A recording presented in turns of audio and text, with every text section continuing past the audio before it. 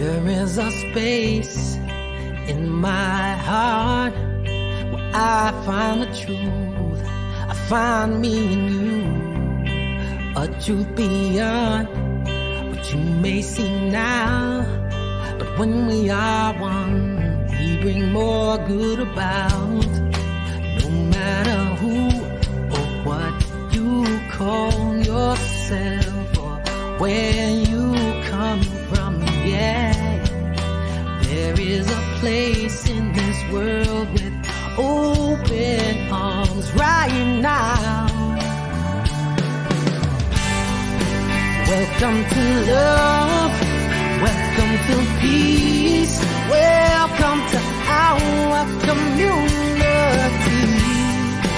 Be who you are, let your light shine. We're so much more when we unite.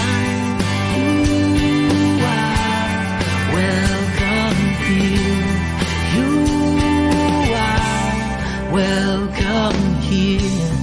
I see with new eyes, allow and unfold, embrace and let go, trust the flow. There's a freedom in love when you follow your heart. Together we are stronger than we could ever be apart. No matter who or what you call yourself or where you come from, yeah. There is a place in this world with open arms right now. Welcome to love, welcome to peace, welcome to our community. Be who you are, let your light shine. We're so much more when we unite. You are welcome here. You are welcome here. Breathe in and out, slowly feel all that's around you, all that you feel, all that you know. Let it go. Welcome to love, welcome to peace, welcome to our community. Be who you are, let your light shine. We're so much more when we unite, yeah, when we unite, oh, we unite, yeah, yeah, when we unite, yeah, yeah. You are welcome here. Love is welcome here. Peace is welcome here. You are welcome here.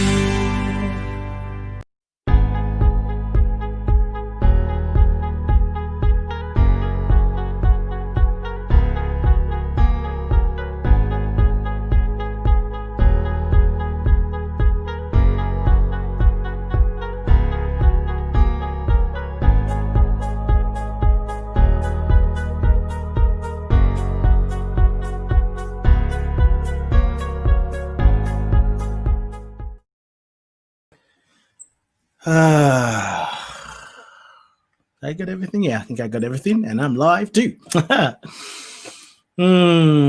Take a breath and breathe in this moment.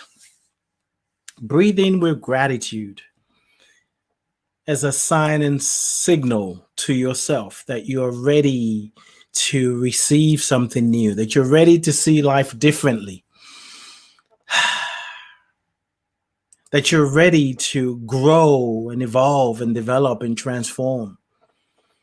So in that consciousness, I say good morning, good afternoon, good evening, good night, and good day to you wherever you are at this very moment in time. Thank you for tuning in to yourself first and then listening and also giving yourself permission to be transformed. I do not like the quality. I don't know what's going on with the quality of the stream today. It was like that last week, but yes, but all is well. Everything is good. The Christed one is in the house. In the house. I don't know why I do the house. In the house. I am Ade, your transformational love angel. Love angel? Okay, I'm just making up words now. Transformational love agent. Beingness artist. Welcome to another episode of Ade Presents Being You, The Journey Back to Yourself, Season 2, Episode 25. Today's Tuesday, October 20th, 2020. Is that right? Yeah, 10-20-20-20. Okay, I love that number. I just realized it. We started the show off, as always, with John Stringer. And I'm just checking to making sure all the streams on YouTube and the Being You podcast page, everything is doing what it needs to do. Yes, we started the show off with John Stringer. You are welcome here. To find out more about John Stringer, go to his website, johnstringerinc.com, johnstringerinc.com. How are you guys doing today? And that's a real question now. Don't just hear it and like, how are you doing? Check your body. Imagine you're a drone inside of your own body and just travel inside your brain, the back of your eyes, your ears, and just scan your body. And notice what you notice, right, Christine? It's all about noticing, isn't it? And taking a breath and knowing that we're always right on time. Yes, what do you notice about yourself? How are you feeling? How are you doing? It's important to just check in. It's important to slow down. It's important to pause. It's always been important, but nowadays, yes, you got to just stop for a minute, for a second, for a moment, and just take a breath. I want to invite you to join us on our main broadcasting page. I'm not just inviting you, I'm also nudging you to help us help you by liking the page, Facebook, the Being You podcast page on Facebook. And that way, when you comment, when you share, I don't know what is going, well, Mercury is retrograding. I'm not one of those people to blame things on Mercury. What I do is recognize that, yes, this is happening. And things that were supposed to happen when I rebooted my laptop is not happening. So I have to do it manually. No, we don't want to keep that. Everybody, bye-bye. All right, good. So like the page, Being You podcast page. And we're trying to build it up. We're trying to fatten it up. Being You, what is Being You? What is this show about? Ade Presents Being You. It's an invitation. It's an invitation for you to take a look at yourself. How do you see yourself? How do you see the world? How do you see yourself in the world? And how do you see the world in you? It may sound kind of like, what kind of question is that? Just do it. Don't ask. Show up for yourself. Don't do it for me. Do it for you. Because when you say yes to that invitation, it gives you an opportunity to really sense what's going on with you. You get to connect with the transformative power of love. That love, the love that is expressing itself as you. And love is called for nowadays. And you can't do anything without love. You can do it without love when you step into fear. But it's all about love, because fear is an absence of love, pretending, forgetting that love is always present. And I'm talking about a love that's transformative, that will strip you butt naked. It will strip all your foolishness. It will strip all your what you know yourself to be. In the face of love, you're like, oh my God, no. Let everybody see what you got. Embrace your size, your shape, your complexion. Love ain't no joke, and that's what we're called to do, to love in a way that doesn't make sense to the intellectual mind. It's more than just like, well, I just need somebody to love me for me. Yeah. That's part of it. But you want to do the work, you got to surrender to love. You got to surrender to the shady side, the dark side of love, because it breaks you wide open to connect with something deep down, to love the one you can't stand, and to stand for love even when your legs are shaking. We all can do it. So don't even tell me, I don't know if I can do all that. No, you don't want to do it. But anyway, just chew on that, breathe on that.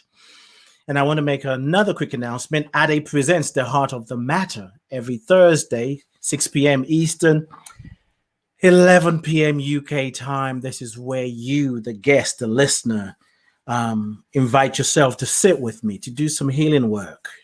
Maybe there's something blocking you, hindering you, getting in your way, your mindset about what love is.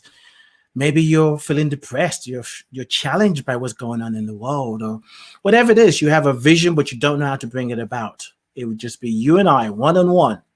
Ade presents The Heart of the Matter every Thursday. And I don't know, India, if you have the link, but I'm going to share this with you. I probably can do it myself, actually, because you're going to post it the same. Well, maybe you can let people know what the link is for. So you can type all of that in there if you don't mind. This is the link, and just tell them what the link is for. So that way I don't have to think and do all of that. And thank you, India, for being present, for showing up, because you make this easy. And I appreciate that. Yes, we are on a call. We're on a journey. It's a call to love. And there's a person right here who's joining me, somebody that I love so dearly. I think her nickname should be called We Got This, because it doesn't matter what it is. Like, we got this. I've gone to Christine sometimes. I'm like, oh, I don't know. So tell me what you need. So what do you think that you're going to do with that when you, and then check that out. She got this. She's in the moment and she gets it done. And I'm going to read a little bit about her. I was reading her bio and I feel like I want to read all of it, but I won't. But something about, I don't know what I'm going to read or what I'm not going to read, but I'm just going to read some things here because it gives you some idea of who Christine is. And she is a lover of humanity. She's dedicated to the pursuit of play, joy, art, and social justice. Her superpower includes connecting people. She does that. Helping folks manifest their dreams, standing up against injustice. She says, we got that. And using the arts to make a difference in the world. Christine believes in the power of body wisdom and somatic play to help heal trauma. She also works with professional caregivers, activists, and artists to maintain balance and self-care during these intense times we find ourselves living. Christine Gautreaux holds a bachelor's and master's degree in social work. She is a professional speaker, coach, author, and the owner of Wisdom on Wings. Wisdom on Wings Coaching. She co-authored a book, Still Point, a caregiver's playbook to find ease and to take a deep breath and reclaim joy. To find out more about her website address is christinegautreaux.com. Gautreaux is GAUTREAUX.com. Hello, New Jace. Nice to see you. Thank you for being here. And to find her on social media, particularly Instagram, she's always gramming. You send a message, and before you can blink, she's replied. Because she knows. I told you her nickname is We Got This. It is Christine_Gautreaux_MSW. I love this woman. I love her passion. I love her courage. And I love that she allows herself to jump in, even if she doesn't have all the information, and is willing to learn. She's willing to grow. So, ladies and gentlemen, boys and girls, psychics and skeptics, physical beings and non-physical beings, help me welcome my guest, my friend, my sister, myself, Christine Gautreaux. Hello, my friend. I am so excited to be with you today. I was cracking up in the, what does it say? You're in the waiting room and only the host can see you. Yeah. And I was having a good time in the green room. I was cracking up. You like the snacks that we have in there? Well, not quite enough chocolate for me, but I need. I remember that. I got to restock. So I was cracking up because, you're speaking directly to me about take a deep breath and get present in the moment. Because I was zooming over I was just over presenting at the Showability Conference, which is this awesome conference that they're doing in celebration of the American Disabilities Act. And they're using arts and performance and really showing ability. And so, Dr. Sheila K. Collins and I were over there doing our radical self-care and community care breakout that we like to do. But I was thinking about you when I zoomed over, and I was laughing when you said, everybody take a deep breath. Yeah. Yes. Actually, and I was also giggling a little about your intro because I was like, oh yeah, I had time. I had some time. I knew that. I don't know why I was freaking out about the time. I'm like, I know Addie's show. Like, I got time. I should have gone and gotten that snack.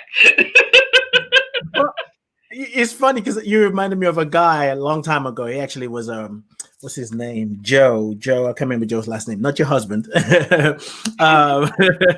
But we would have like monthly shows with men.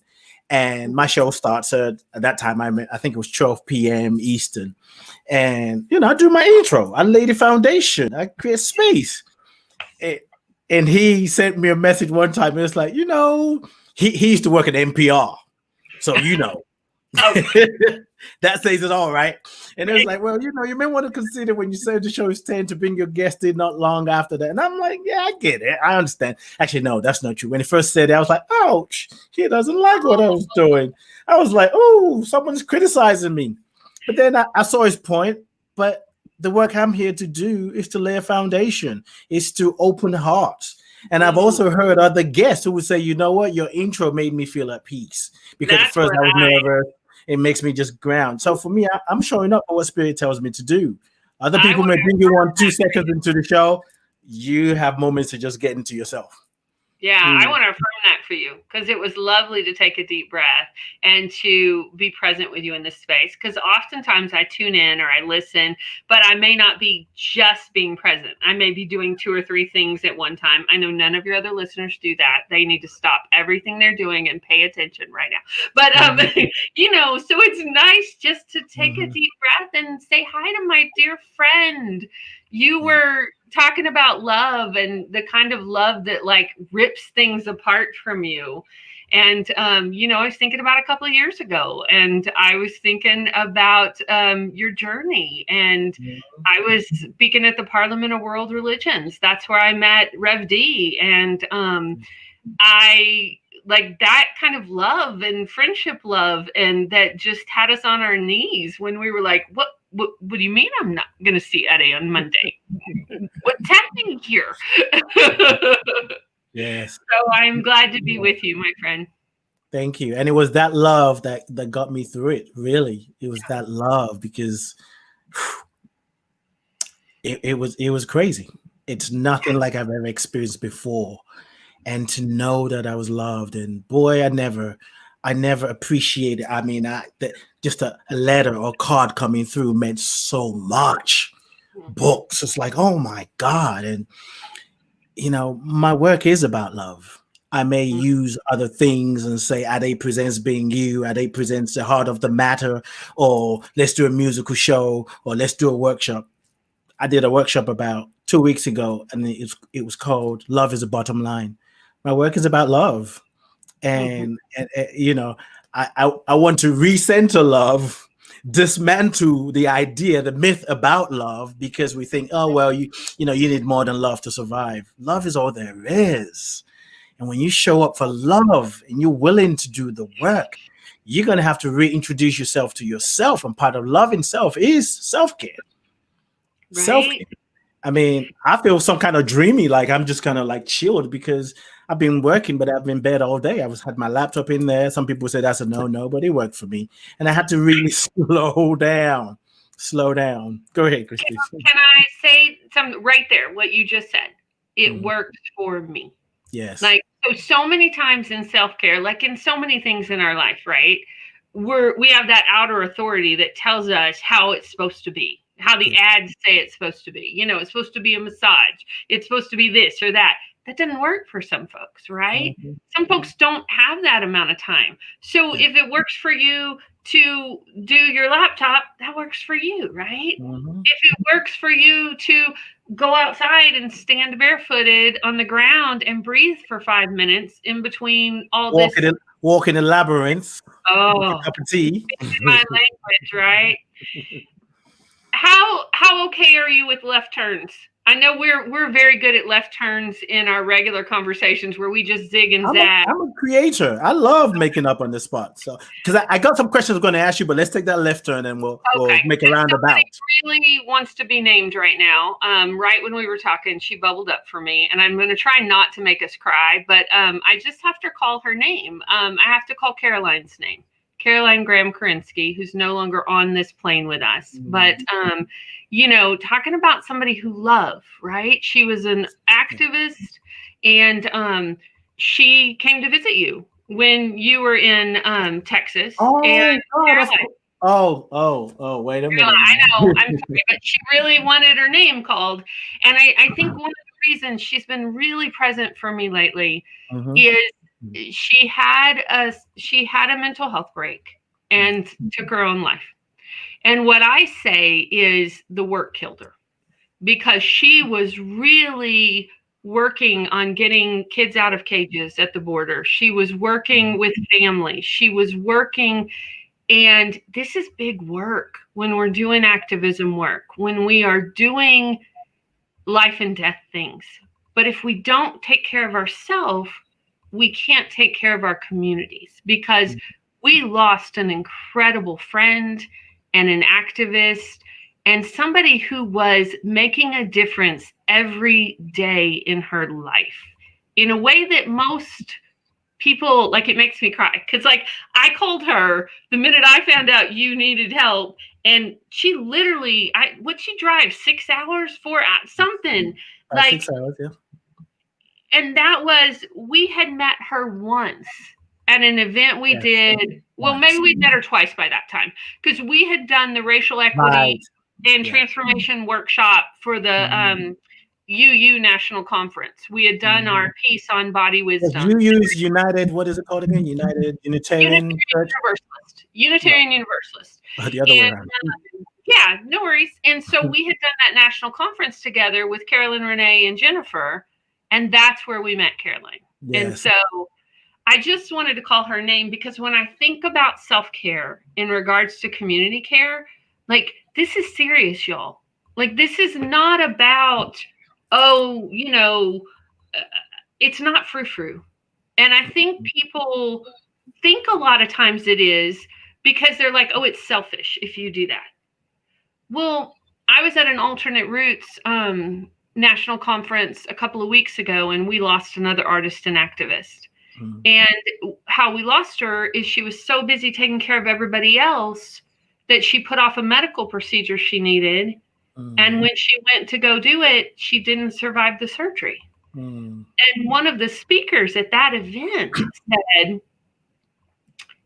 the average age, especially of women, Black women, community organizers in the United States, is in their late 40s, early 50s. Y'all, like, this is serious. It's serious. I feel like I've taken us down this dark tunnel. No, it's not. It's actually, I mean, we're talking about self-care, community care while doing anti-racism work. Right. And that's a perfect foundation. For some people, that might not be their work, but it's important. And I also want to say, it's funny that you mentioned Caroline's name, because I think it was a few days ago, Ambassador and I were talking, and she said she was feeling her, and she brought her name up. Now it's like, so when you mentioned it, I was like, oh my God. Yeah. And now when I think about it, it just touches me so deeply because yeah, she is who you said she is and so much more, and she showed up. And what you're saying about this work, and for me, something about social activism was something that got it, the idea. It's not even the idea that I felt was in me, but I was afraid. I was afraid. I didn't know what I was afraid of, but I was afraid. And it was during, what's the name of the brother who was killed? I think it was in New York for having cigarettes, and he was saying he said he couldn't breathe. Eric Garner, yes, him. And that day is what kind of started like a chain reaction. And then there was the other guy that was killed in Louisiana. Two police officers on him and shot him. And I was like, okay, I don't know what this work looks like, but I'm ready. Yeah. And social activism is it's something that that term, that label, I hold loosely. But I remember hearing Andrew, I can't remember people's name. I interviewed Andrew, and he was talking about sacred activism. And sacred activism is something that works for me because if I'm going to call myself a sacred activist, it reminds me to get into my sacred practice. And I'm not saying social justice activists don't do that, but we must remember that as a social justice activist, we must activate love, kindness, compassion for self first, no matter what. So yeah, we've laid that foundation. Go ahead. Well, I'm just thinking because you have to come from a place of health. Yes. And a place of wholeness. Like, what is your intention? Right? There is a quote that I often go back to. The one, do you know the quote by, and I'm thinking I'm going to screw up her name. Is it Lila Watson or Lila Watson? The one that says, if you have come here to help me, you are wasting your time. Yes. But if you have come because your liberation is bound with mine, then let us work together. Yes. Like that's coming from a place of balance and health. And that you're not, being, of course I can speak for myself, being like a white savior or being a, the good white girl to fix, people that if you haven't done your anti-oppression work yourself or your anti-racism yourself, that you think are lower than you. Like that's where that comes out of. And if we haven't done our own work and looked at the systems that make us think that way, right, that we're the water we're swimming in, then it can be tricky. It can be really tricky. Very, very tricky. And I was trying to remember Andrew's name, Andrew Harvey. He's the one that introduced me to the concept of sacred activism. So speaking of names, let's go back up. So usually I check in with my guest, and you and I've sort of checked in because this is what we do anyway. So I don't know before you got here if you said, like, we were on the phone the other day and you were like, what are you doing on October the 20th? I'm like, well, I'm doing this conference. Well, do you have time to come do my podcast? I'm like, what do you got? He go, I want to have this exact conversation on the podcast. Yeah. But, let's pull back the curtain and be real. Neither one of us can remember what we talked about that day because we're always talking about something like really fun and juicy. Was it about anti-racism or self-care? How do we mix the two together? All of it. All the things. That's why when I was laughing, when I was saying to you, how much time do we have? Because our conversations tend to be like... Yeah, I can go on another tangent on that, but I won't. So, don't worry. Thank you for bringing that up because it brings things into perspective, really. And spirit leads me to people, and that basically people come to me because I'm always asking if I don't have a guest, if I do it solo, but if someone is supposed to join me, reveal them to me. And it just happens like that. So one of the questions that I ask my guests when they show up is about their name. Christine Nicole Gautreaux. And what does it mean to you? Say that again. Actually, let me tell you the whole name because you don't know the middle name, right? So it's Christine Linnell Nichols Gautreaux. Linnell. So, Linnell was passed on from my aunt, one of my favorite aunts. Aunt Phyllis, and that was her middle name. So that was a family name. You know, the Nichols name is my maiden name, which is just really it stands for those white colonizers, honestly, that settled Texas. I mean, there's really no other way to say it. Like, I have parts of my family, you know, how you do the research, you're doing your work, right? Yeah. And I'm still on this journey of pulling it all apart. Because, you know, one of the things that's been really popular lately is the ancestry.com, right? Where people are like, and I have an aunt who I adore, and she is very liberal, and but she doesn't get the social activism and the racism piece, because she will call me on a very regular basis and go, oh yeah, I found so-and-so. You know, they were on one of the first 3 ships that came over. Oh, I found so-and-so. They were one of the first 5 families that settled Texas. You can be a daughter of the Republic. You should apply and be a daughter of the Republic. And of course, in my body, I'm all like, I'm hyperventilating, and I'm like, please don't put my name on that list. That's not what I want to be known for, right? At the same time, you know, it can be complicated because I have a Native grandmother who I don't know her name because she was renamed America. Now, I got to tell you this story, Addie. I know it's a little off my name, but this is one of those stories, right? So when I was a kid, I always wanted to come to North Carolina. I was raised in Texas. Back then, we drove places. You know, you didn't really fly. We were raised on a small farm. So you didn't go to places like the East Coast. You went to other people's places in Texas because Texas is a big state and it's hard to get out. Country by itself. Right. And so I always wanted to go to North Carolina or the East Coast, and I had no idea why. Well, as I'm unraveling my family's history, I have a great grandmother that I knew was Native American, but I didn't know her story. Still don't completely know her story. I'm really asking about it. But she was renamed America. And then she named her 3 children, her 3 daughters, after states' names. So wait till you hear what my direct grandmother's name is. Are you ready? Georgia? Georgia. Yeah.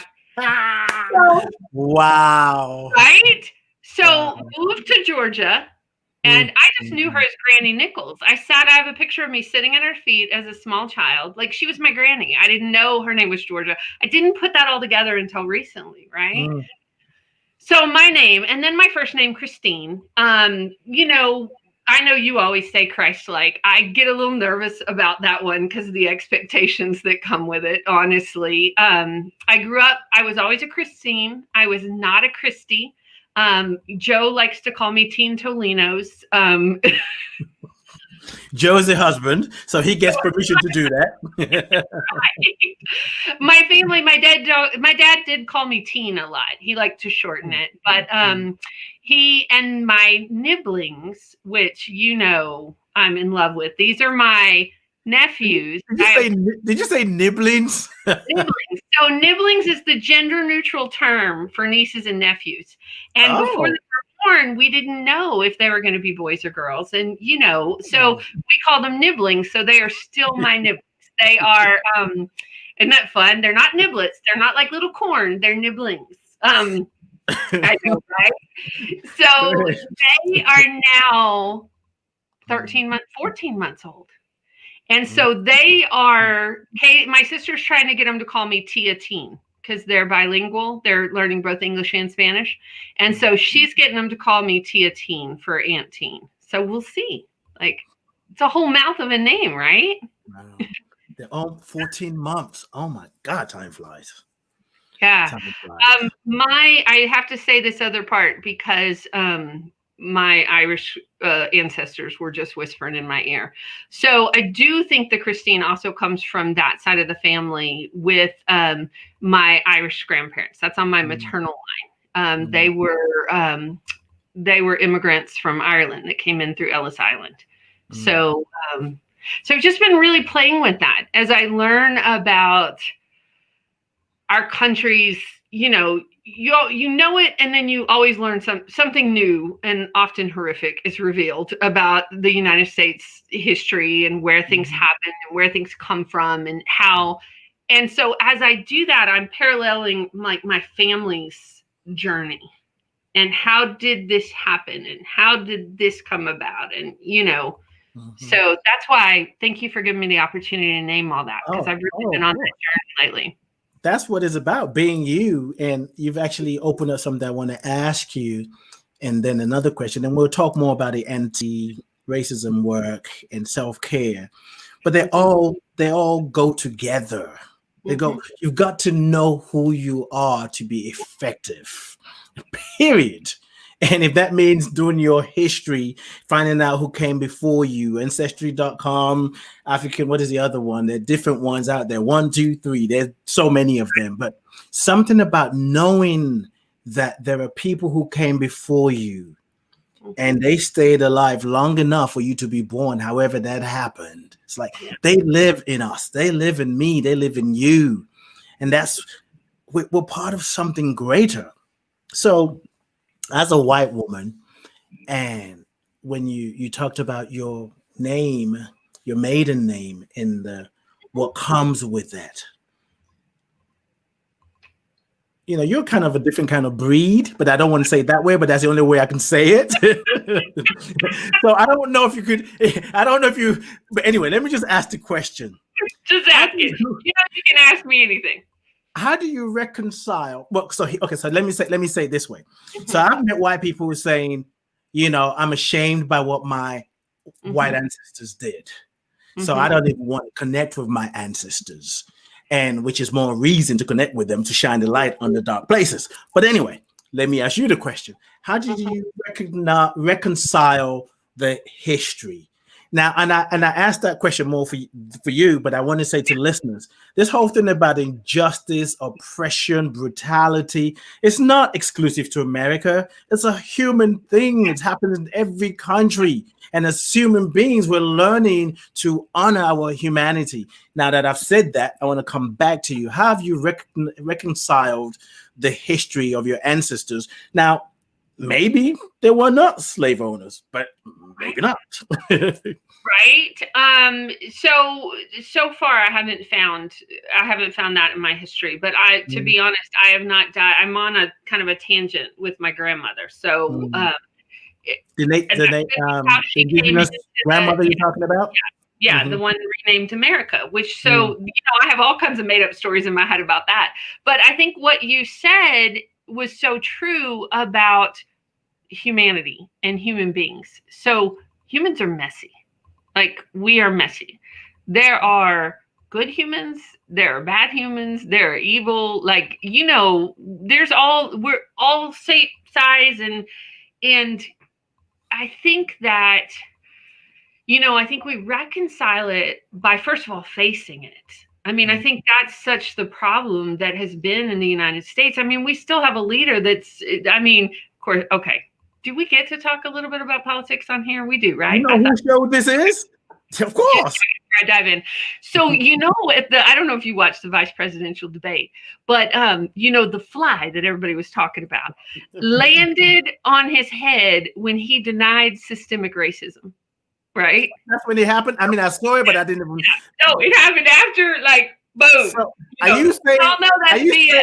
are you saying that the fly is saying, don't be a piece of shift? Right? Or this really stinks. So going back to, we got to name it, right? So no, I was not responsible for what my ancestors did, but I am if I continue to hide it, or if I continue to not acknowledge the place that it plays in who I am today in this world. Yeah. So, my Nanny and Papa, so these are my paternal grandparents, which my nanny has been so present with me recently. And it was hysterical, Ade, because I was on a call with another friend today, and she said, well, what does she need, or what does she want? And she said, just take a deep breath. And I took a deep breath and I started laughing. I said, she needs me to call my aunt because I'm behind on giving her a call. Like, it was a nanny nag. It wasn't anything spiritual or enlightened. It really was you need to call your aunt. What are you doing? But I bring them up because they were part of the Great Depression. So I don't think my family, from what I can find so far, my family did not have money to own slaves. Not that they wouldn't have if they had money, but like my paternal grandfather had a 3rd grade education and my nanny had a 5th grade education because they came home from school to work on the farm to feed their family. They were sharecroppers, right? So now where my story changes is because of World War II and the GI Bill that a lot of people of color didn't have access to, but my grandfather did. Even though he came from extreme poverty, when he served in that war and was injured, he got to come back and have access to low-income loans, and he bought a house, and he bought 4.5 acres. And that is then where my dad was raised and where we grew up, that is still a piece of property that's in the family that changed things. So then what that changed is then my dad and his siblings had the opportunity to go to school. Now they still went, like my dad went on a GI Bill because he served in Vietnam and things like that, but he had access to those because of the color of his skin, not because, he came from, that was just it. So that I know personally shifted our entire families going from poverty to middle class, was that access to that. And when I first started this work, I didn't, because we're not taught it in school, right? I didn't realize everybody thinks, oh, everybody had access to the GI Bill. No, they didn't. All people that brown and black skin that served in World War II, less than 10% of them had access to the GI Bill versus almost 100% of people with white skin. So that's a huge difference that today I have that privilege because of that. And so just the naming it and acknowledging it but it's not easy sometimes. Like it's because, I don't know if you know this, Ade, but Texas has its own brand of pride. I mean, we grew up. So when I first moved to Georgia, I'll tell a really embarrassing story on myself, right? So when you move to Georgia, people ask you, are you from the South? Or are you from the North? Well, you want to know my answer? I'm from Texas. I'm not from the South. I'm from Texas. Because we didn't consider ourselves, like now, even though, Texas was one of the worst in the nation, that's where Juneteenth comes from. Because they didn't release slaves for 2 years after they were emancipated because we didn't have internet back then. So they're all just doing whatever the hell they want because that's kind of what Texans do. I mean, and we're raised to be proud of that, right? Right. Woo! Yeah. We got to take a deep breath. Yes, I was just going to say to take a deep breath. Because that brings up all kind of different stuff. And as I listen to you, I just got this sort of aha moment, I guess. It was an aha moment that we often talk about self-care. I do anyway, that taking time to rest, a massage, going for a walk, it's all that.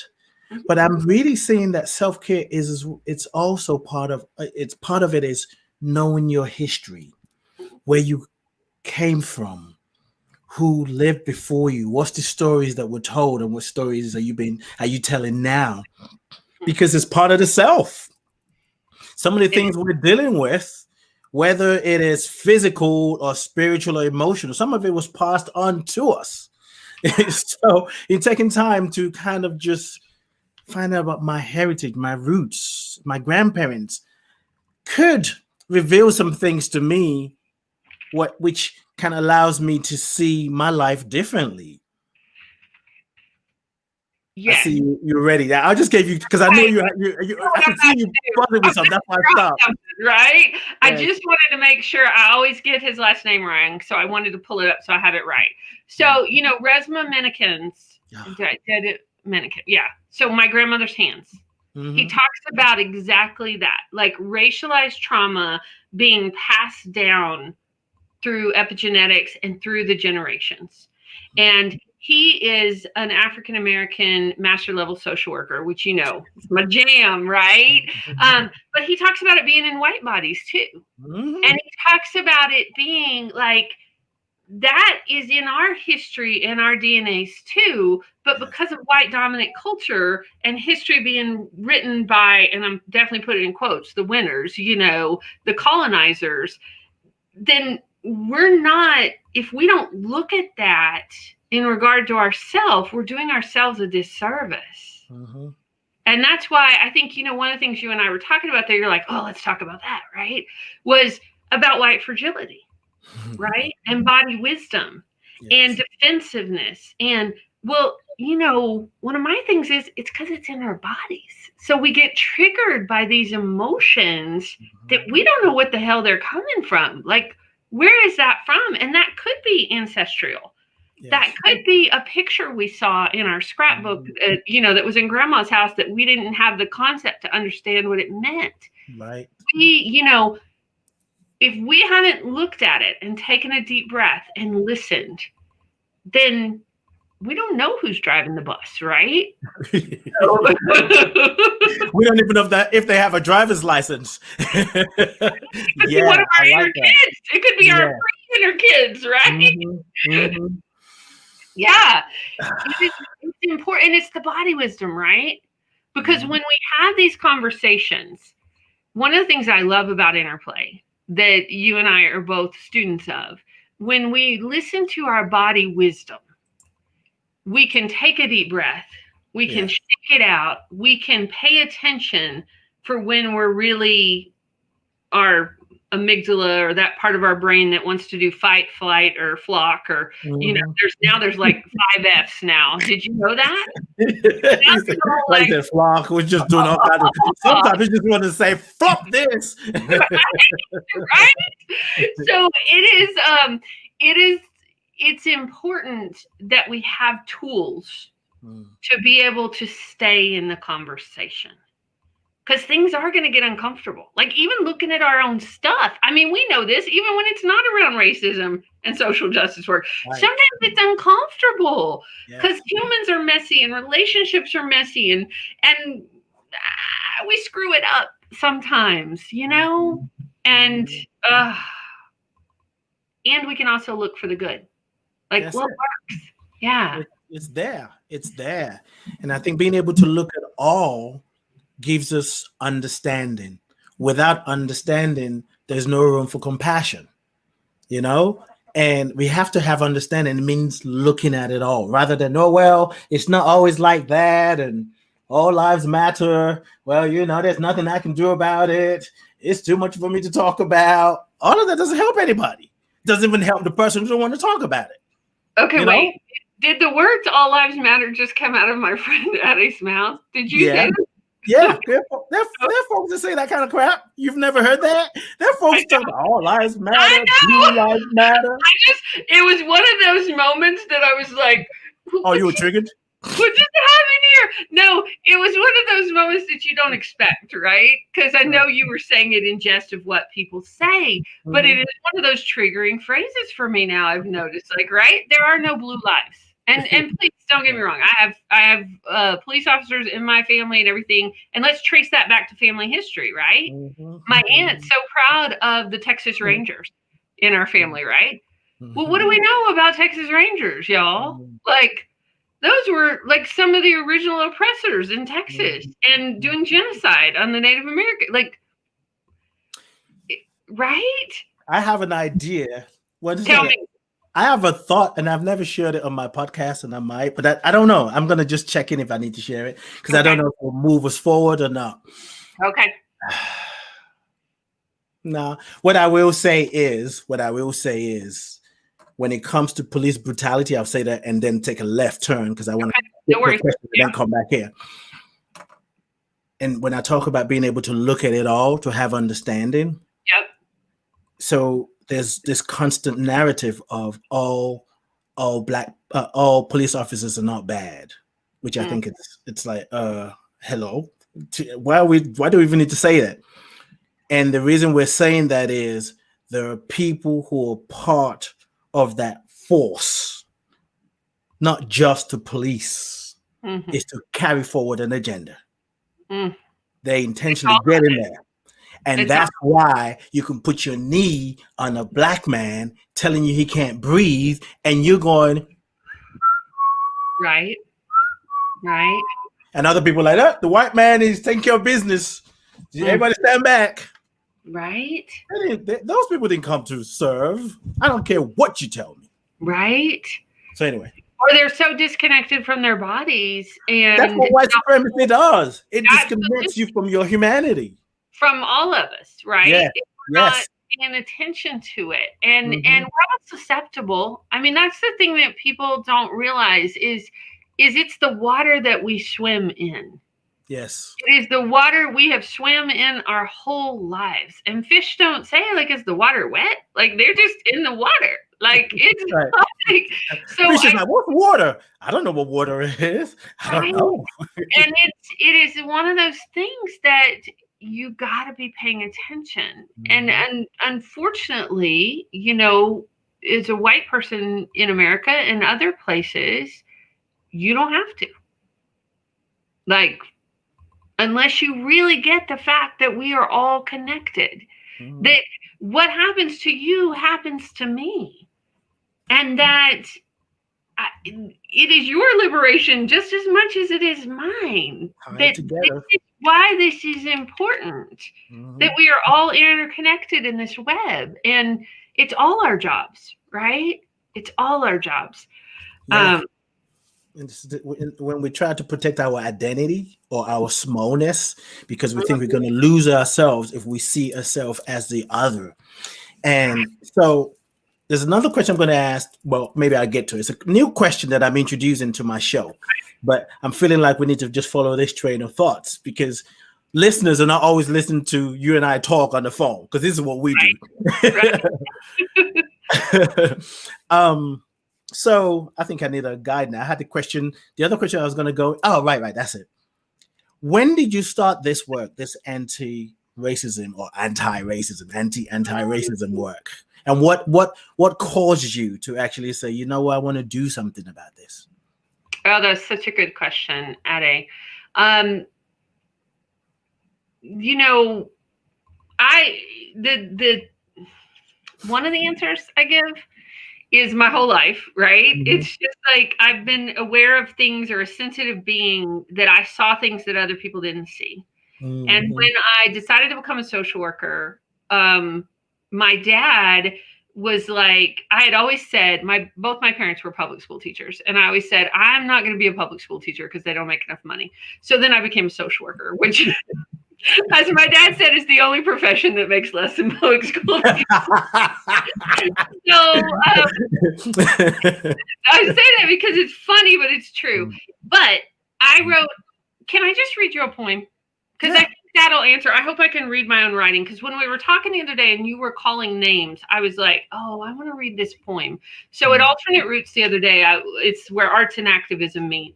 And I did this response, and it was about the Black Lives Matter movement. And this is, so Sandra Bland was the person for me that I'd always been doing work, but at that moment, I knew I had to do more. So here's the poem. Let's hope I can read my own writing. Make it up. We won't know. Right? Black Lives Matter. Sandra Bland was murdered in the same bigoted small town our beloved biracial niece lived in at the same time. It could have been her. Black Lives Matter. I'd been doing, my queer niece's life matters. I'd been doing some work before, but Sandra's death was a call to action and remembrance like no other. Waking up to the fact of the hundreds of Black bodies that didn't make it out of small Texas jails. They tried to tell me. When I did the home studies as a brand new social worker, everyone in that small East Texas community had a story of grief and loss, of a relative who died of suicide by hanging. Black Lives Matter. Their relatives mattered. Modern day lynchings poorly disguised as suicide. We talked about mental health in that paid white patriarchal, so boy, that word doesn't even like to come out of my mouth, does it? We talked about mental health in that paid white dominant cultural patriarchal college that I attended, but not systemic racism. As the colonizer of the land we slept and studied under stood over us in statue form. Black Lives Matter.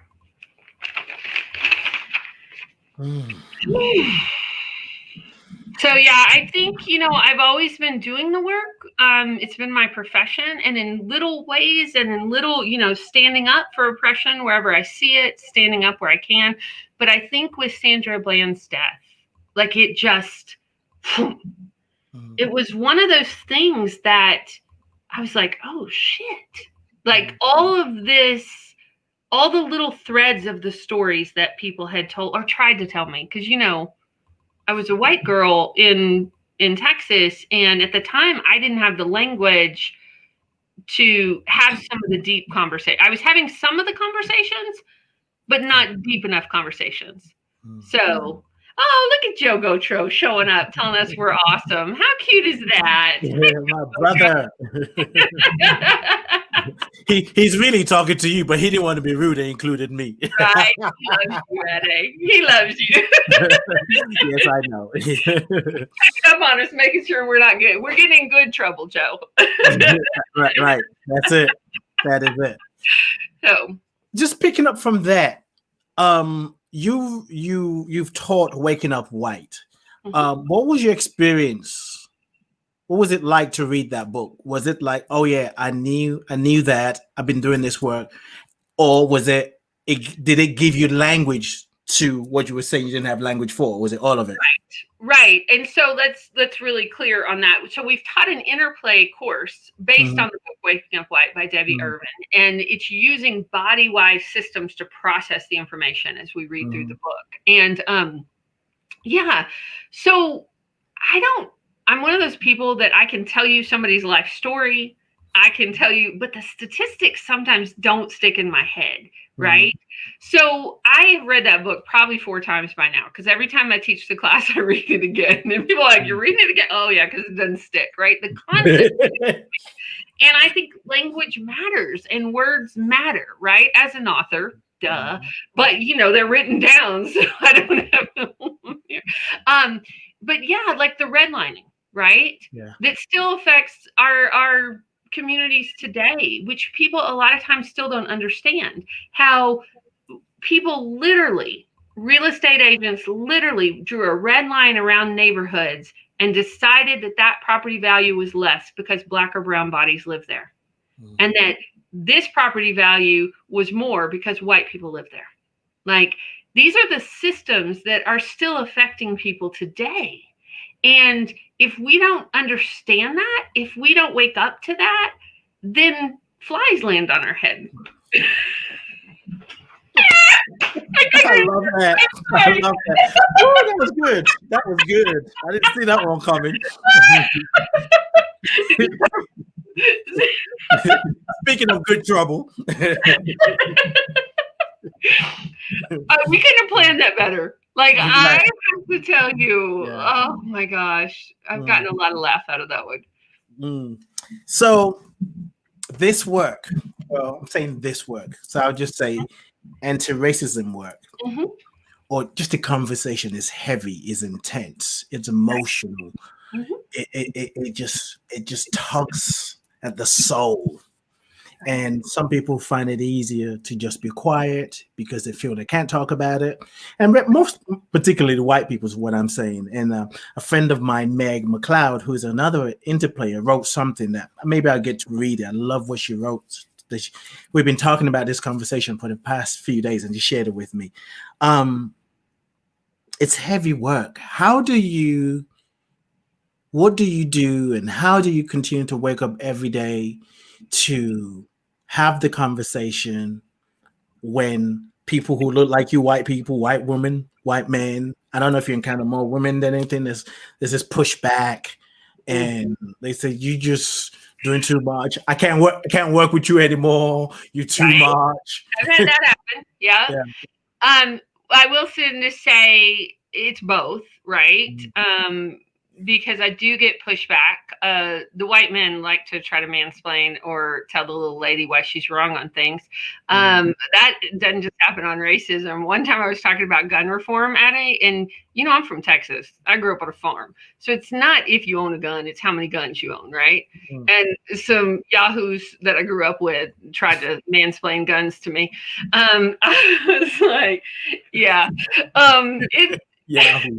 How do you do it, right?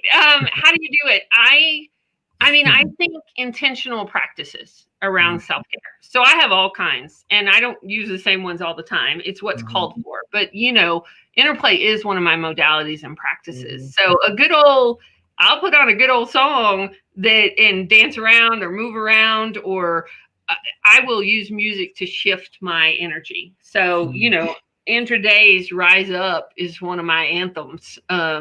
Just if I'm struggling to get out of bed in the morning, that one will do it for me. And I think community too, right? Like you have to have people you can talk to. So like this Sunday, Jennifer and I are leading a White Awake Affinity space through Interplay. And it's a virtual platform. And what it is it's a class for white folks who are doing anti-racism work to come together to process some of it. Because it is, we don't want to burden our friends of color with stupid questions. I know that there's supposed to be no stupid questions, but I've taught some of these beginning classes.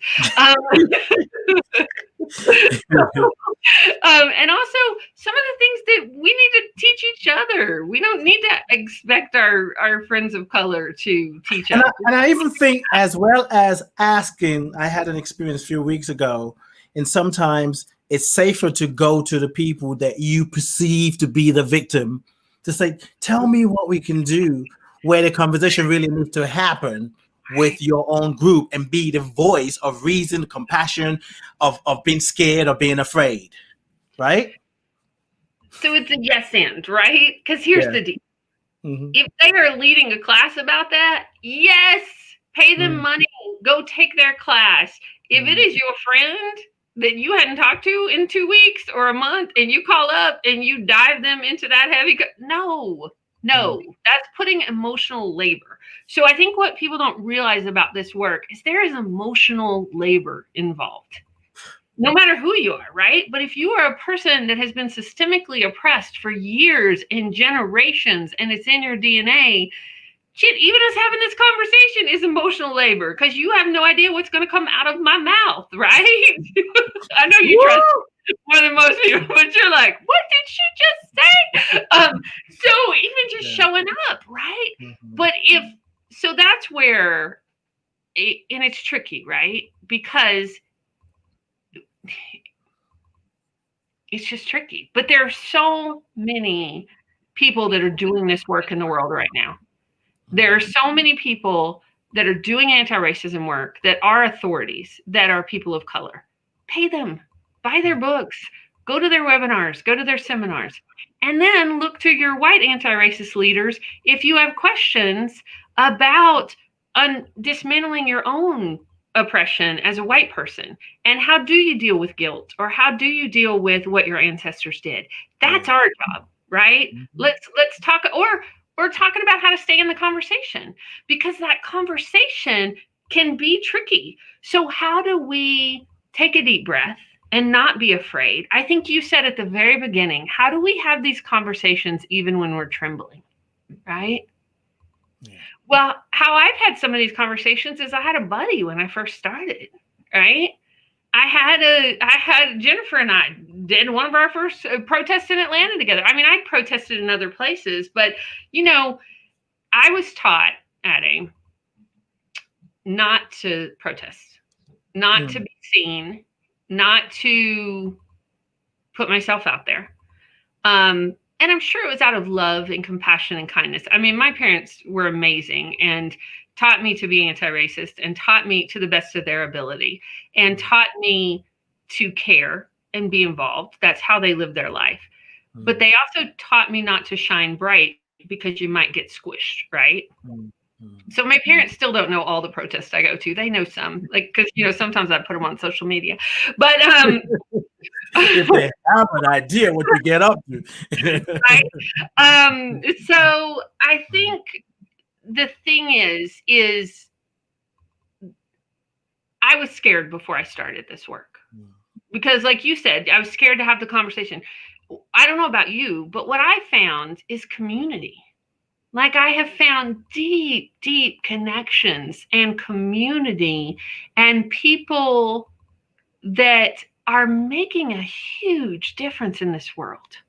Yes. Like it is such a gift. And some really yummy relationships that I would have never had if I wasn't doing this work in the world. Yes. And my life is richer for it. So. Thank you. And, you know, it is important to, as you're sharing, I really believe your heart is going to break any kind of work. There are people say, I just want a world where I just want a better world. I want to make the world a better place. Yes. If we want to make the world a better place, wherever we're coming from, maybe we're on the highway of the environment, the highway of being a vegan, you know, or whatever our charge is, whatever vehicle we're driving, we must understand that along that journey, your heart is going to break. You're going to be afraid. You're going to think you're doing it wrong, even if you're just doing your own personal self-development. You're going to feel you're not where you think you should be. You're going to compare yourself. It's all part of the journey. And really, the work is about restoring ourselves back to wholeness. And as we restore ourselves back to wholeness, day by day, moment to moment, we can reflect that in the world. Or else we end up telling people what we think they should be doing, which is more about what we should be doing in our lives. And you get burned out. But we also must acknowledge that it's scary. You're going to be afraid. And if your heart doesn't break, I don't even know if you're doing the work. You're right. That's what I was going to say, because you're not facing it, right? Yeah. You're not facing it if your heart's not breaking. Hey, Shane. So lovely to see you, my friend. Yeah, because the reality is you got to face it. Like, you have to know your personal history. You have to know your community's history. You know, that makes me think of the museum down in Alabama. It's the lynching museum. Yeah. Did you get to go to that when Interplay was in town? Did you do that? No, that was last year. I was back here. Right. Okay. This is where I came. I had gotten to go before. I had made that trip, and there is a Freedom Park. And this is the museum that the artist did all of the metal. They're just rows and rows. I could send you a picture because I took this off. I was just going to Google it as you go ahead. It gives the names of the people that were lynched in your county. And it is the power of art, the power of naming it and seeing it, and the power of acknowledging it, right? I know I keep bringing up art and Interplay and things like that, but I do think it is one of the tools to help us face this. It is the way to do it, because it's hard, and we need all the tools that we can get we need all the tools, everything, like, to take care of ourselves, to take care of our communities, and one of the things that was popping up, there was two things that were popping up for me, Ade. You can rest. You can set it down for a second. Just remember to pick it back up, especially if you're a white person, because you always have the choice, whereas our friends of color do not, right? Pick it back up. It's okay to rest. And then I do not know why Dr. Barber wants me to call her name, but her name is coming up to me so strong right now, because I know why it came up, because she's were talking from Texas. Do you know she's from Texas? I do know. Do you know the story of how I met Dr. Barber? At Unity North? Yeah. So can I tell you this story? Do we have time? Sure, we have time. Okay.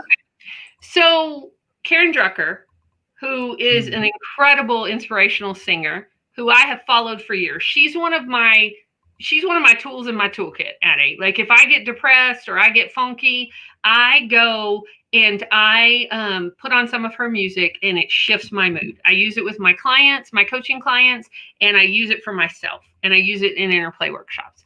And Karen Drucker, one day I was in a funk. Something had gotten me down. And I put on a piece of her music and I danced around and it completely shifted my energy. Kind of like John's music does, right? Right? Kind of the same kind. And so I got online and I sent her an email because you know me, I'm a connector. It's one of my superpowers. I did not think. You got this. I just thought, right? I was like, I just sent her a message of gratitude and thanks. I wanted to name her work in the world. Well, she emails me back, right? And she was like, oh, I see you're from Atlanta. I'm going to be in Atlanta. I'm doing a women's retreat. Do you want to come? Well, when one of your sheroes says, do you want to come to something? You say, yes. Yes, I'll be there. So what I didn't know, and then of course I invited everybody because you know that's how I am. I'm going to go do this thing. Come do it with me, right? And so I invited everybody. And I didn't know that if you got a certain number of people there, you got a VIP status, you know. And so at first I was like, whatever, no, that's not who I am. And then one of my friends said to me, Sabra, she said to me, you got that status for a reason.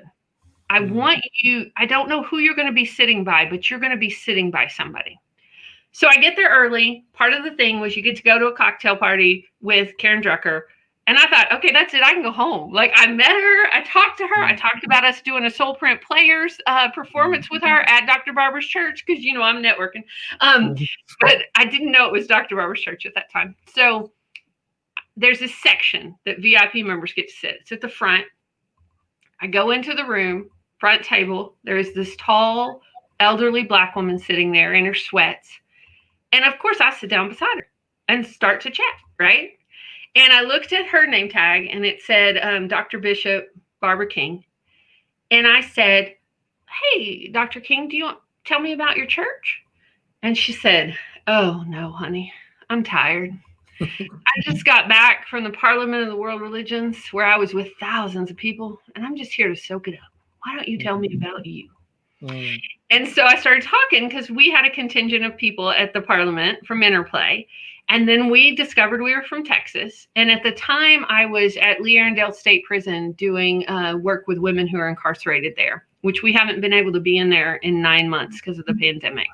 And that's a whole nother story about numbers and accessibility. But so we start talking. And I said, well, Dr. Barbara, do you know what I recently learned? And we start talking about that Georgia didn't have a self-defense law for women.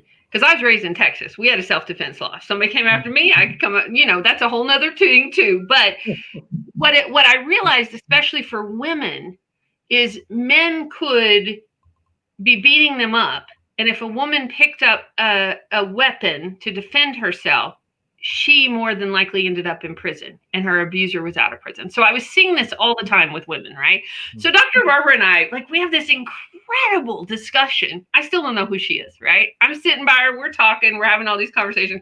All weekend long, we sat by each other, just loving each other, talking about Texas, talking about women's rights, talking about, you know, and people started coming up and fangirling her. And I'm like, is she? Like, who is this woman? And I know she was an author and I bought her book, but Sunday morning. So let me back up just a second. I have a lot of friends in Unity and I've attended Unity on and off. And one of the things that's kind of sort of tripped me up sometimes is spiritual bypass because, you know, I'm a social worker and I'm an activist and I am all about positive thinking, but I am not all about spiritual bypass, right? And so I'm like, let's talk about this, right? So fast forward, Sunday morning. We come into the room. On the table is a women's rights manifesto for girls and women in the world. I thought, oh, we're going there. Like, I was like, what's about to happen on this sermon? And Dr. Barbara comes up, you know, dressed to the nines in her power and her spirit. 6'6", tall. Oh my God. Like, I'm like, this is who she is. Because Mhm. I forgot to tell you part, she napped part of the time because she told me she was tired. She's like, I may fall asleep. It's okay. I was like, no worries. So she's standing up there like just a channel from the divine. And she starts talking about women and girls' rights. And then she says, and my new friend here, and she goes, oh, honey, I'm so sorry. I forgot your name. I'm in my 80s. And so she said, remind me your name. I'm like, Christine. She's like, my new friend Christine told me about. And then she, and behind me, I heard 200 women go, because they didn't know that information either. And then it was like, oh, okay, Spirit, I see you. This is why I was here in this chair at this moment. I thought it was to come and play and dance with Karen Drucker, which is just important too. But it was really about meeting Dr. Barbara and Dr. Barbara spreading the message that I was bringing out of the correction system in Georgia for women's rights. So it's like, Yes. And the more aligned we are to what we are here to do, the more things like that happens and it become just part of life. Because I really, just getting clarity in a lot of different things, the whole idea of a beloved community. And it happened with another guest that I had, Caroline Flynn, who is actually my book coach. We were talking about beloved community. And in that conversation, I got that, the beloved community is not something to happen in the future. The beloved community is now. What is asked for, what is needed is who is open for the beloved to express itself. And I feel like as social activists, sacred activists, we must be open to the beloved, or else we'll burn ourselves out. And that opening is what keeps reinvigorating us, replenishing us, which is all part of self-care. Right. Well, and it's that connection. Like, why are we doing this? What's our purpose? We're all connected, right? I'm doing it because I love you. Yes. I mean, I love you. Like, and I, have to do something to change the system that tells me that you can't be in the same city that I am right now. Like, I'm here. I can do work to make a change on that system, right? And I can access my privilege and my power in a way that benefits all. Yes. And it is a choice, but it is, it is based on love, like you talked about at the very beginning. Like, it's part of what we're here to do is to love one another. Indeed. And, so your book, let me get the title right. Still Point. Wait. I think I sent you the wrong title. I should read the title off of what it is. But you know something? When I was reading, I had a sort of like, is that a title? So let me just go to your website. Still Point, the second edition. You don't have this. A self-care playbook for caregivers to find ease, time to breathe, and reclaim joy. Yeah. Breathe on that. A self-care playbook for caregivers to find ease, time to breathe, and reclaim joy. Yep. When I was reading that, I did have it for like, wait a minute, but okay, just keep reading. You know why? It's because sometimes if I'm in a hurry, I take a deep breath in there because we say it so much as interplay leaders. It's like, wait, that's not the title of the breath. That's not the title of the book. It's a part of the book, but it's not the title. So in your book that you co-authored with Sheila Collins. Sheila K. Collins. Got to put a K in, right? Yeah. Okay. Speaking of names, have a mean that names are important. What 3 tools, practices can you share with us from your book and that we can use, people who are doing anti-racism work, people who are overwhelmed with being at home or having to restructure their life? They had someone in the hospital, they can't get to see them, somebody died, they can't go to the funeral. There's just so much going on and they think, I don't even have time for me. Right. Well, that's such a good question, Ade.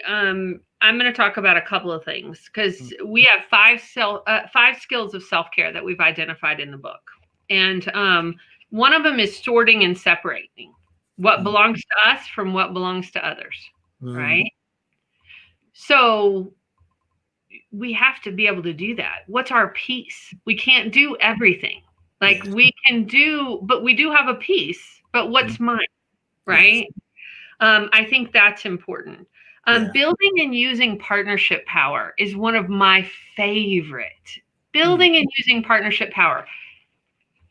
Getting help. Like, just like I said, when I go to protest, I often go with friends because it's community building and it's fun. And if you're scared or something happens, because things can happen, they get a little like, what's happening here? You know, you got backup, right? So building and using partnership power. I also think exercising choice by saying no and saying yes. You know me, I like to say yes. Like, yeah, I'll do that. Yep, I'll do that. Whoop, whoop, whoop. That's how I ended up like teleporting between two events with less than a minute to spare, right?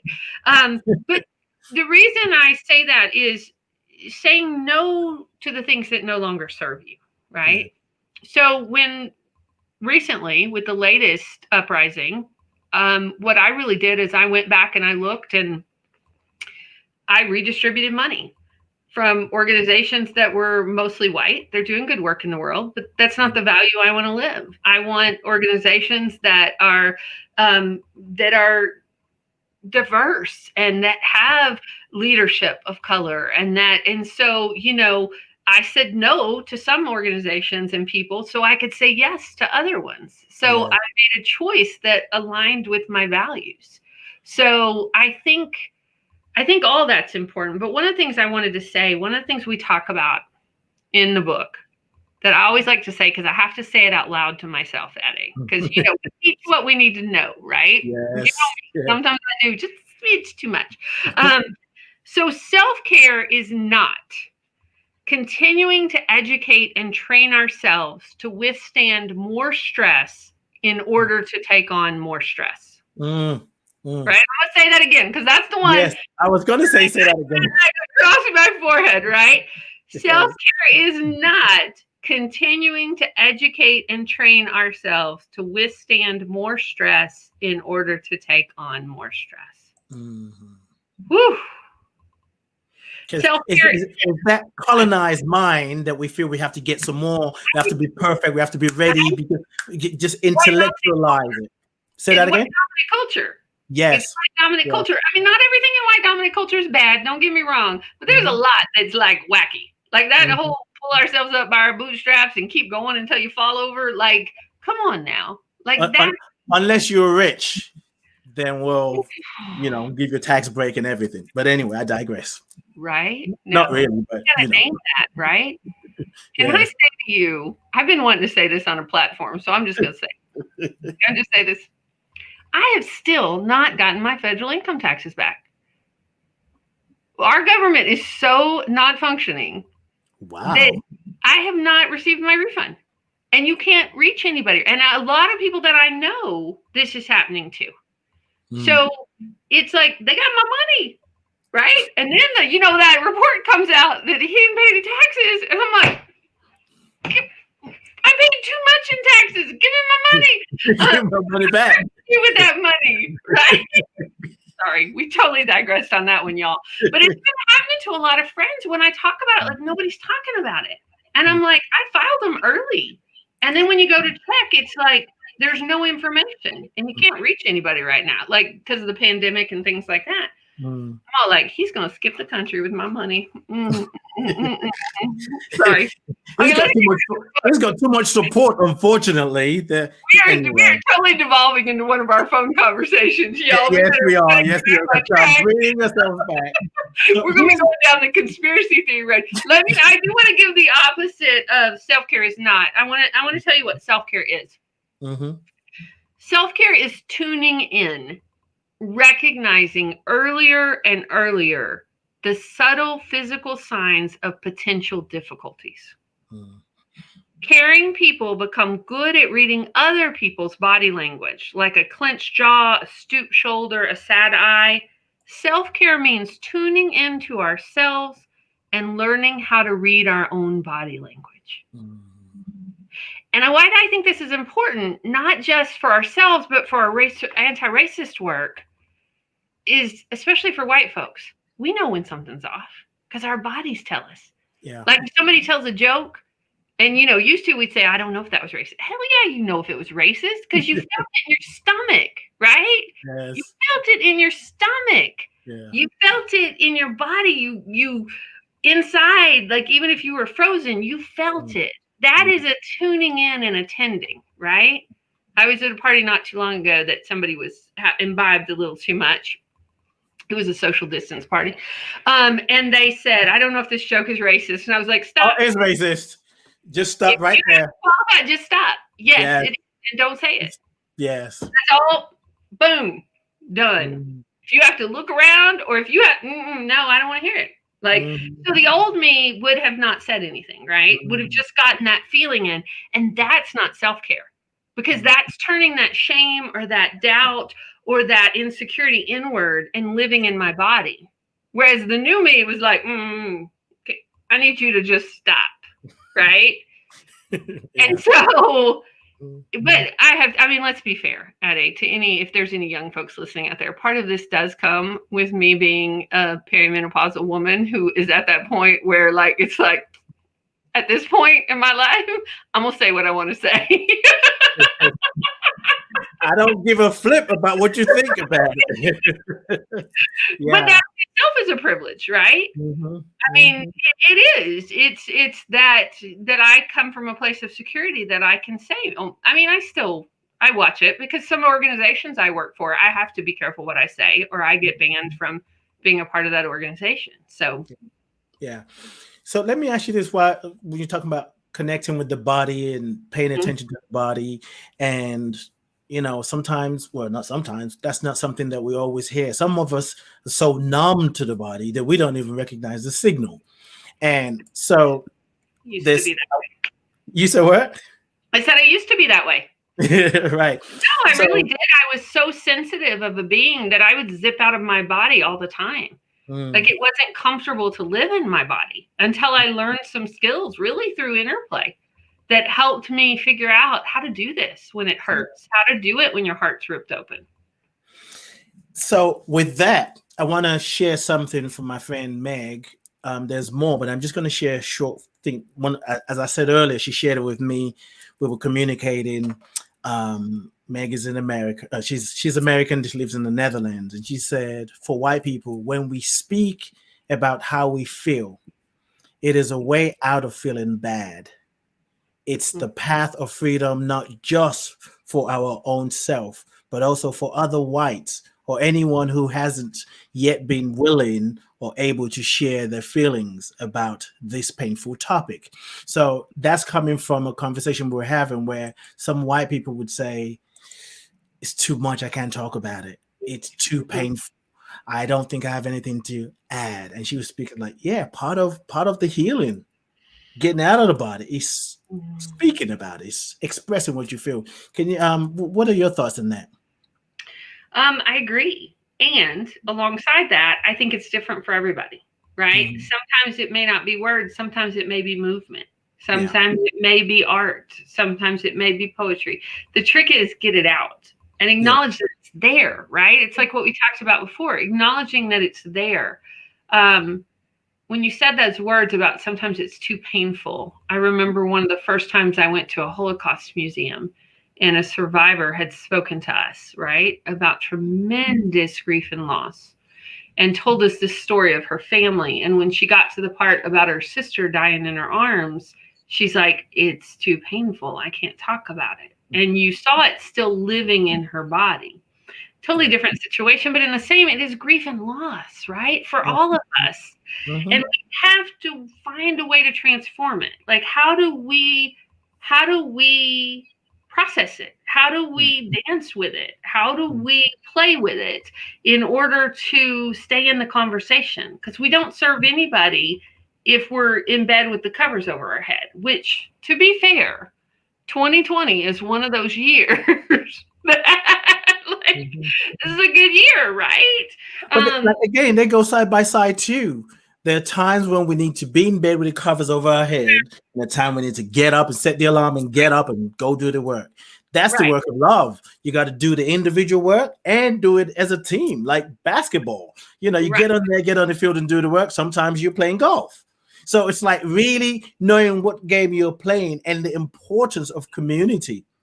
Because in community, you feel the strength that you can't access yourself sometimes. If it's just somebody, like I know sometimes when I'm interviewing somebody or asking a question and they're just doing this, maybe they don't even have it, they're just looking. Oh, was that how I was supposed to be today?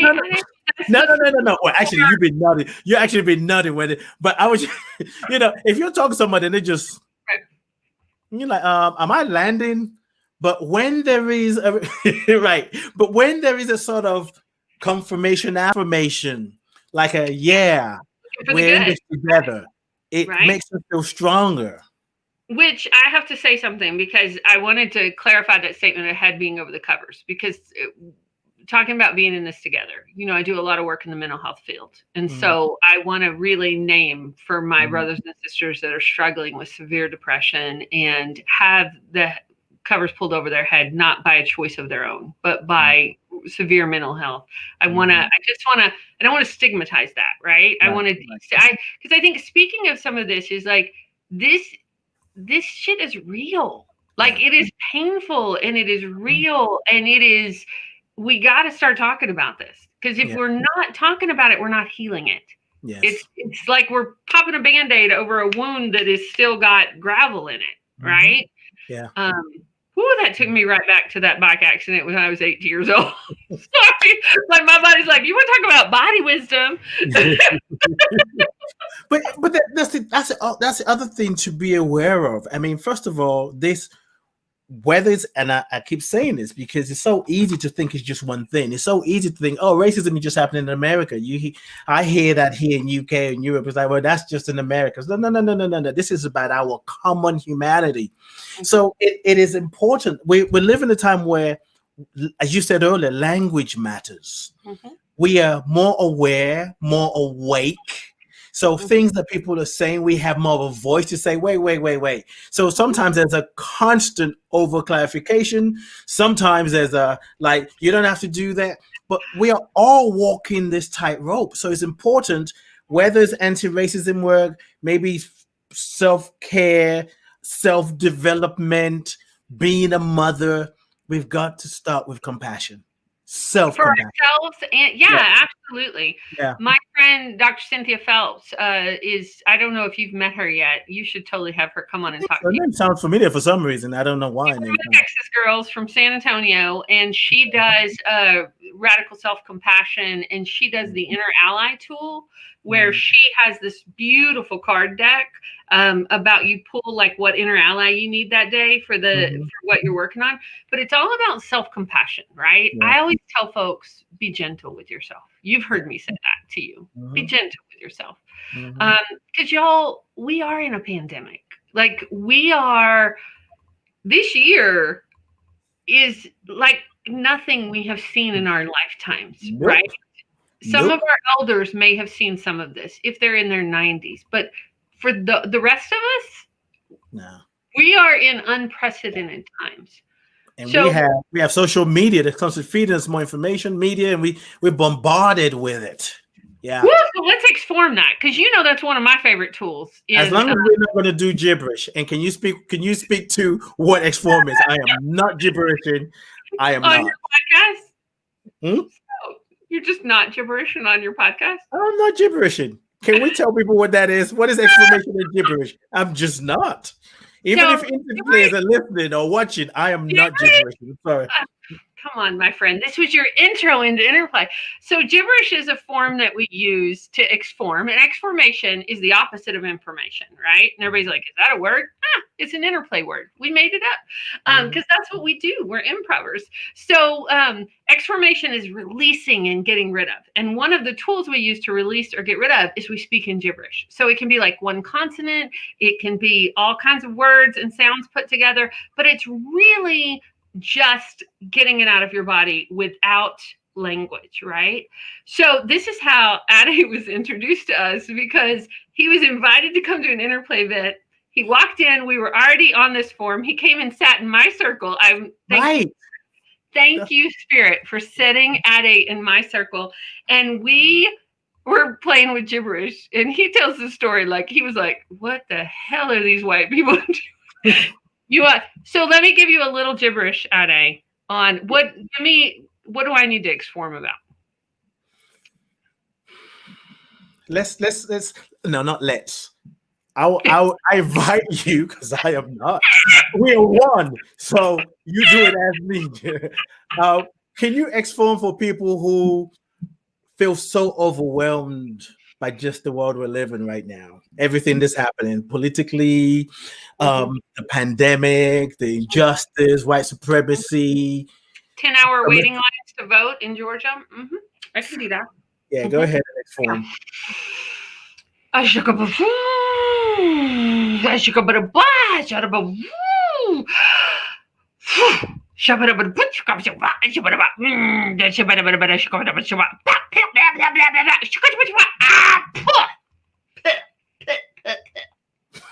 that was a little spitting. That's why Addie doesn't like gibberish either. No. My story is a little bit more than that. You're talking about body wisdom. No. While I'm trying to gibberish, I'm activating some other painful experience. Like, no, I'm not doing it. It just hit me though, Addie. It really just in this moment. We've known each other for years. Why, on more than one level, gibberish would be uncomfortable for you? Because there is, right? Especially when we were in person and being part. Oh, okay. I love you, my friend. I almost made a big old batch of popcorn. Okay, let's include the audience, because we were leaving them on so many levels. So here's the thing. It's a real thing. The struggle is real. The time when you had to be told how to wash your hands and why it's important to wash your hands, I have always been an advocate for washing hands. And I'm telling you, I'm watching. So if I'm in a group, a gathering, and there's popcorn, and one person puts their hands in the popcorn without washing it, I love popcorn. That's it. I'm done. I'm not touching it. Out of here. Not doing it. So these are some of the gifts of the pandemic, my friend. Like when we talk about affirmation and looking for the good, right? That's another skill and a tool that we talk about in the book and we talk about in Interplay. So looking for the good. People washing their hands all the time. A lot of people are wearing gloves and they're wearing masks, so they can't even get to you with their spit. And then a lot of people are individual takeout of things, so there's not communal eating. I mean, I have mixed feelings about that, right? But, you know. Well, but the lesson for me or the lesson for humanity is if you don't listen to me, you're going to end up paying for it big time. Wash your hands when you come in the house without having to watch a commercial. Chloe, put your hands over your mouth when you're coughing. We're one, but I don't want that part of you. I'm with you. So this is for listeners or viewers, like Addie and I really are like brother and sister, because I know this about him and I love him and I respect him. But there are times I just have to tease him just a little about this. Yeah, she does. Because he's so body wise, and it's like you just talk about, like it's on his face right now. He's all like, "Why are we even talking about this on my podcast, Christine?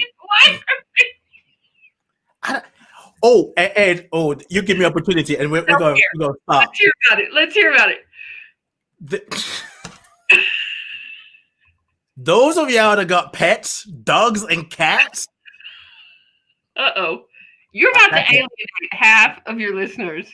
I know you love your dogs, your cats, your gerbils or whatever, but I am not interested in you stroking your petty and then not washing your hands.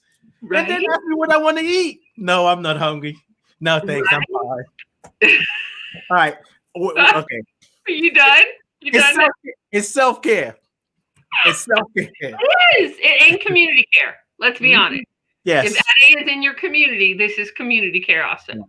Wash your hands and let me see that you wash your hands. Because Christine will wash your hands and like, look, I wash my hands. Look, this is how excited you are about this stuff. I'm on Instagram and the camera's all falling over. Anyway, so Christine, let's wrap this up because we've gone from self-care to playing and having a laugh, which is all part of self-care. If you can't laugh about yourself, I don't know what to say. What is going on here? Oh, right. Did you see? I had somebody on I was doing a what you call it show, a watching party for your show on my Facebook. mm-hmm. So I just have to share with this. So Karen Ah was watching with us, and she said, Ubuntu, I am because you are. Yes. Mm-hmm. Yeah, I am because you are. Jacqueline Jaquette said, beautiful poem. Jacqueline is a friend and a colleague of mine from years ago. We did foster care and adoption back when we were doing anti-racism and social justice work in that field back in Houston, Texas. And then you're going to love this one. This is why I had to share. She says, I love Addie's smile. Yes, Jacqueline, you and everybody else on the planet. It is. Thank you, Jacqueline. True. It is. And Cindy Burt, my friend, waves hi at us. And I have loved doing this with you, my friend. It's been a while.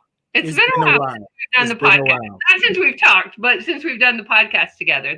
I think it's probably maybe even 2 years, maybe at least a year. Actually, maybe 2 years. Yeah, I don't know. But I really enjoyed going down this path with you about how does self-care and community care relate to social justice work and racism. Yeah. And it's vital, right? It's vital that, and don't. So this is for my white folks, right? This is for my white folks. Oh, okay. Go ahead. Yeah. Go ahead. Back way. Don't use it as an excuse not to do the work. There is something you can do always. Even if it's resisting by writing your senators or your elected officials. And if there is a racist policy or there is something systemic that needs to change, you can speak out about it. Like this week, I don't know if this made international news, Ade, but one of our Georgia senators made fun of Kamala Harris's name at a rally. And so, part of my practice is if he does something I don't like, which is often, I'm sorry to say recently, but, I wrote him a letter and said, that's not okay. That's racist. And here's why it's racist. So that took me probably 5 minutes, and it's standing up for something because more of us need to stand up and do this. So, and being aware of it. So. And I think in addition to what you're saying too, is part of this mind tweak that needs to happen is, especially in this anti-racist work, for white people not to think we're doing it for Black people, people of color. No. We're doing it for us. We're doing it for us. Yes. We're not doing it because Black people have been mistreated and we want to make sure that doesn't happen to them. We're doing it for us. Well, going back to the Holocaust Museum, and I'm going to screw it up. Hang on. I'm going to see if I can pull it up. Hang on. This is a famous poem by Bertold Brecht. And this, I don't know what age I was. I had to be really young when I first saw this. And I think this is one of the things that put me on my path to social justice. Nope, that's not the right quote. I don't want to give you the wrong one. Hang on.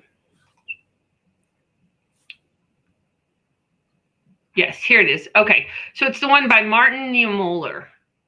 I'm probably butchering his name. I apologize, Martin. First they came for the Jews, and I did not speak out because I was not a Jew. Then they came for the communists, and I did not speak out because I was not a communist. Then they came for the trade unionists, and I did not speak out because I was not a trade unionist. And then they came for me, and there was no one left to speak out for me. We are all in this together, folks. Together. And we're seeing it. America is representing that idea. There are white people who thought America's beyond racism, and now it's like, ooh, what is this? And it's affecting all of us, right? All of us. Right. And you and I were talking about exformation and gibberish and laughter and all that. And I think part of self-care is laughter, finding something to laugh about. Absolutely. Christine, you probably have another meeting in 5 minutes, but you're not even aware, and then you're just going to jump off here and run there. So sorry, I'm running late. So time has stopped for you, my friend. yeah. Yes. So anything you want to share that you're doing? Is there something that some listeners can do on your website, or to find out more about you? Oh, sure. Well, they can visit the website, which always needs updating. But ChristineGautreaux.com, and there is I think there's a free giveaway on there for if you just have a minute for self-care. That's just a free downloadable, and you can get on my mailing list. And I don't spam you. Nobody's got time for that. I try to send out a newsletter every other month. I try to keep my events updated, but I don't know if this one made it on. It may be retroactive. Hey, I was on the A-Day show. But yeah, just connect with me. Connect with me on Instagram or on Facebook. Boy, I have mixed feelings about even saying that out loud anymore. But the other thing I'm doing it's a secret. It's just going to come out right now. Okay. I'm creating a new Mighty Network. So I sent you, that was the thing I sent you about that I'm playing with. So I have two things coming up that I'm really excited about. My friend Shannon Mitchell, who is a young millennial woman of color. She and I have been in a mastermind group together for the past year and a half, 2 years. And she and I are about to launch a new podcast. And we'll have to, you don't fit one of our briefs. We'll have to talk about that later. But I don't fit one of your briefs. Do you know my size? Right? I fit one of your briefs. Women connected in wisdom. Even I can't come up with a way to fit into that. Okay. Right. But we're talking about the 8 dimensions. Oh, wait. You could do an episode. What's the name of it? Women who what? Women connected in wisdom. And you do an episode, say, and men who love them. And men who love them. Okay. I love that. So we're going to be talking about the 8 dimensions of wellness. We're going to be talking about emotional, physical, mental, spiritual, community, social justice. We're going to be combining, and also from different perspectives. I don't know if Shannon's quite 30 yet, right? And then I'm 50. And then it's kind of like the conversations you and I have, except for 2 women in Atlanta from very different perspectives and different. So that's going on. And about the same time, we're building this Mighty Network, and we are building this. And let me just read you the big purpose of it. Ready? Love this. I love the big purpose of it. Purpose. Dun, dun, dun, dun. Women Connected in Wisdom brings together creative and spiritual women entrepreneurs to learn how to integrate multiple dimensions of wellness into our full lives using playful embodiment, art, and joy, so that we can be mutual resources for each other, expand our purpose-filled work, and amplify equity and social justice from a place of self and community care. It's the time to do it. It's the time to do it. Right? We are not guaranteed tomorrow. No. Right? And this is it. We want a better world. We get to create it. Yeah. If we don't create it. One more secret. Right? So Addie and I are doing a retreat. I'm putting this out loud because we've been talking about it for a year. As soon as this pandemic is over, y'all, we are doing a retreat around self-care and wellness somewhere in the world. So let us know. Where in the world do you want to go? It cannot be Antarctica because my friend Ade does not like the cold. So it needs to be probably somewhere tropical, somewhere probably beautiful. Costa Rica. Yeah, Costa Rica is one of the things one of the places we've talked about for a wellness retreat. I'm in. My cousin owns a mountain somewhere there. Owns a mountain? It's a whole nother. We're out of time to tell you that story. Okay, all right. It's a good story. Wait. That's it coming from Meg. I think I saw something from Meg. Yeah, I did. My dear friend Meg. She just now seeing how to chat here. It is a joy hearing you all sharing your wisdom and humor about this tough topic. Thank you, my dear sister friend Meg. Thank you for your words, Meg. Those were beautiful. Absolutely. Yes. Meg is doing some great work. She's passionate, and it's just a joy to even work with her, share with her, and talk with her. But anyway, we can go on all day, all night, and this is what we do. Christine, my dear sister, I love you. I love you, Addie. Thank you for your work in this world. Thank you for this talking about truth and being, and that we got to keep breathing through it all. Yes. Yeah. I love you. Until next time, my friend. That's right. And it won't be 2 years before it happens. Right? Okay. Bye. Give my love to your hubby, Joe. Oh, yeah, absolutely. And the girls. We all miss you, my friend. All right. Costa Rica. Are we doing 2021 or 2022? 2021. I'm in. Yeah.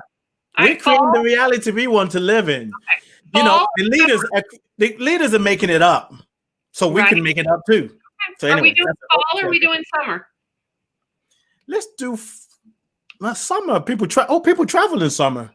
Okay, we didn't talk about this later. You and I just get so comfortable. We're just like, take your calendar. Yeah, you listen to the show. Your calendars, message us in chat when you can make it. Let's make it happen. Yeah, you got to laugh a lot. Self-care. Love you, Christine.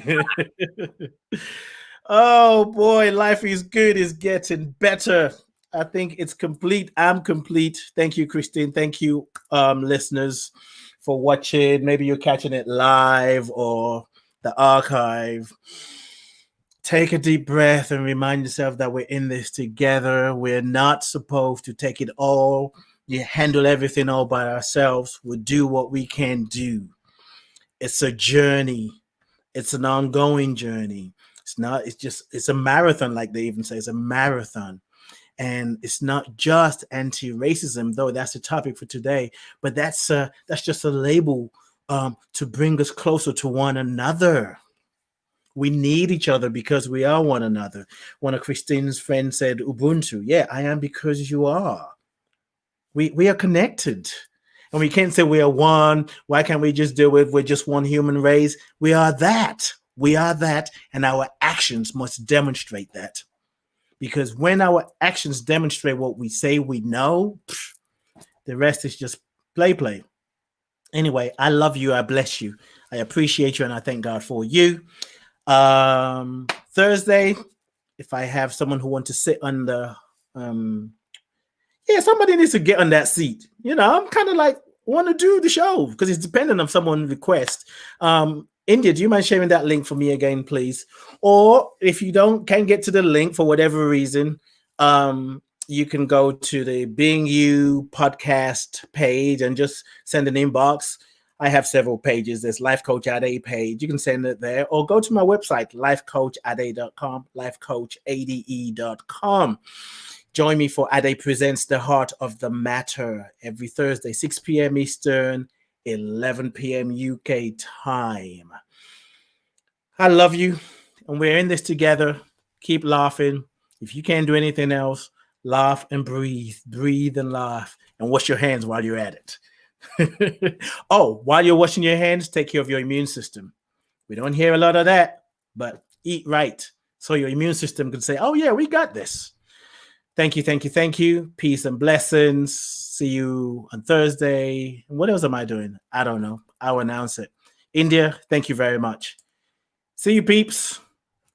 Take the consciousness, this consciousness of oneness, of togetherness, and multiply it.